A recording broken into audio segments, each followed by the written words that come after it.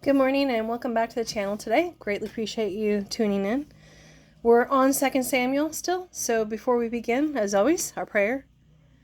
Father, as I read and receive your word, may it deeply be rooted in me, so when difficulty comes, it will be your word that encourages and strengthens me. Amen.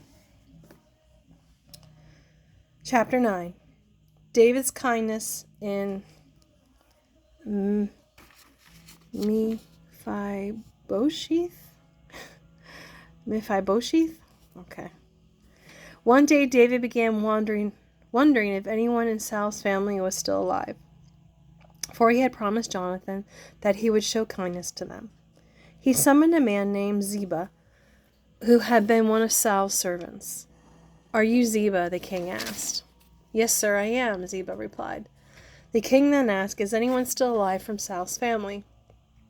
If so, I want to show God's kindness to them in any way I can." Ziba replied, "Yes, one of Jonathan's sons is still alive, but he is crippled." "Where is he?" the king asked. "In Lodabar." Excuse me one second, I'll try to get this better. "In Lodabar," Ziba told him, "at the home of Machir, son of Ammiel." So David sent for him and brought him from Machir's home. His name was Mephibosheth. He was Jonathan's son and Saul's grandson. When he came to David, he bowed low for great fear and said, "I am your servant." But David said, "Don't be afraid. I've asked you to come so that I can be kind to you because of my vow to your father Jonathan. I will give you all the land that once belonged to your grandfather Saul, and you may live here with me at the palace." Mephibosheth fell to the ground before the king. "Should the king show such kindness to a dead dog like me?" he explained. Then the king summoned Saul's servant Ziba and said, "I have given your master's grandson everything that belonged to Saul and his family. You and your sons and your servants are to farm the land for him to produce food for his family. But Mephibosheth will live here at the palace with me." Ziba, who had 15 sons and 20 servants, replied, "Yes, my lord, I will do all that you have commanded." And from that time on, Mephibosheth ate regularly with David, as though he were one of his own sons. Mephibosheth had a young son named Micah, and from then on all the members of Ziba's household were Mephibosheth's servants. And Mephibosheth was crippled in both feet, moved to Jerusalem to live in a palace. Chapter 10. David defeats the Ammonites. Sometime after this, King Nahash and the Ammonites died, and his son Hanun became king. David said, "I am going to show complete loyalty to Hanun because his father, Nahash, was always completely loyal to me." So David sent ambassadors to express sympathy to Hanun about his father's death. But when David's ambassadors arrived in the land of Ammon, Hanun's advisors said to their master, "Do you really think these men are coming here to honor your father?" "No, David has sent them to spy out the city so that they can come in and conquer it." So Hanun seized David's ambassadors and shaved off half of each man's beard, cut off the robes at the buttocks, and sent them back to David in shame. When David heard what happened, he sent messengers to tell the men to stay at Jericho until their beards grew out, for they were very embarrassed by their appearance.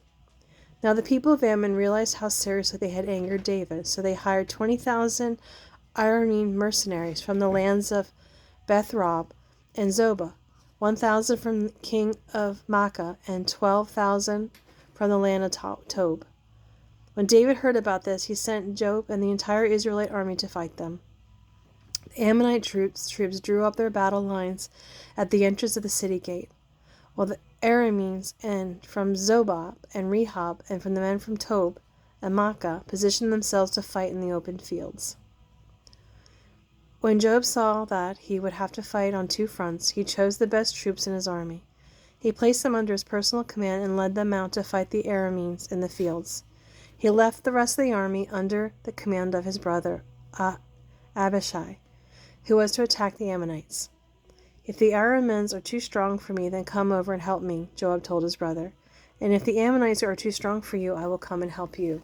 Be courageous. Let us fight bravely to save our people and the cities of our God. May the Lord's will be done." When Joab and his troops attacked, the Arameans began to run away. And when the Ammonites saw the Arameans running, they ran from Abishai and retreated into the city. After the battle was over, Joab returned to Jerusalem. The Arameans now realized that they were no match for Israel.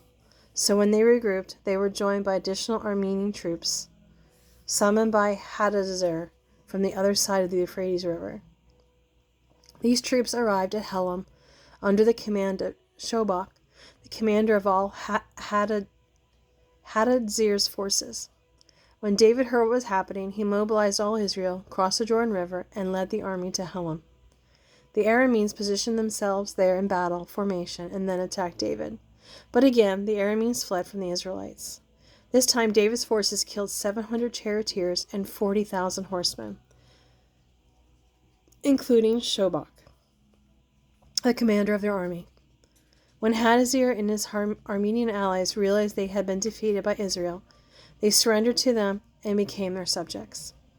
After that, the Arameans were afraid to help the Ammonites. David and Bethsheba, chapter 11. The following spring, the time of year when kings go to war, David sent Joab and the Israelite army to destroy the Ammonites. In the process, they laid siege to the city of Rabbah, but David stayed behind in Jerusalem. Late one afternoon, David got out of bed after taking a nap and went for a stroll on the roof of the palace. As he looked out over the city, he noticed a woman of unusual beauty taking a bath. He sent someone to find out who she was, and he told her, "She is Bathsheba, the daughter of Elim, and the wife of Uriah the Hittite." Then David sent for her, and when she came to the palace, he slept with her. She had just completed the purification rites after having her menstrual period. Then she returned home. Later, when Bathsheba discovered that she was pregnant, she sent a message to inform David. So David sent word to Joab, "Send me Uriah the Hittite."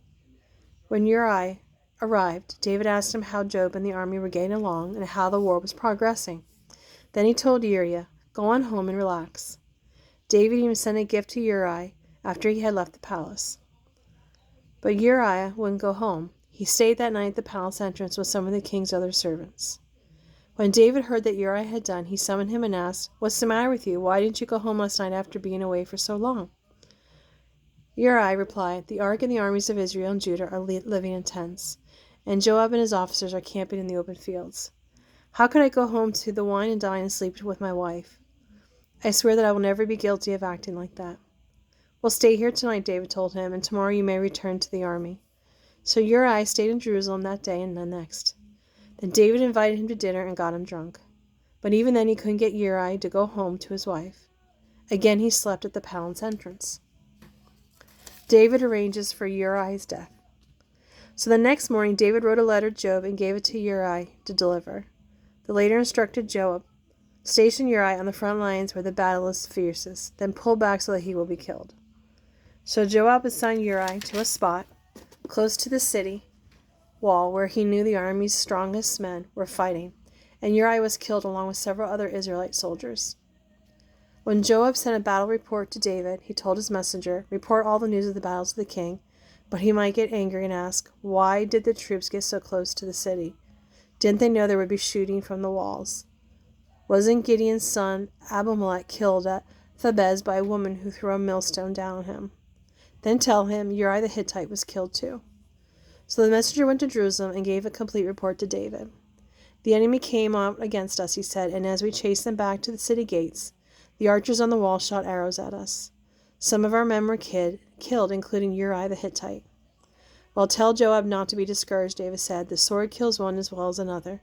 Fight harder next time and conquer the city." But when Bathsheba heard that her husband was dead, she mourned for him. When the period of mourning was over, David sent for her and brought her to the palace, and she became one of his wives. Then she gave birth to a son. But the Lord was very pleased with what David had done. Well, thank you for joining. I appreciate you joining today.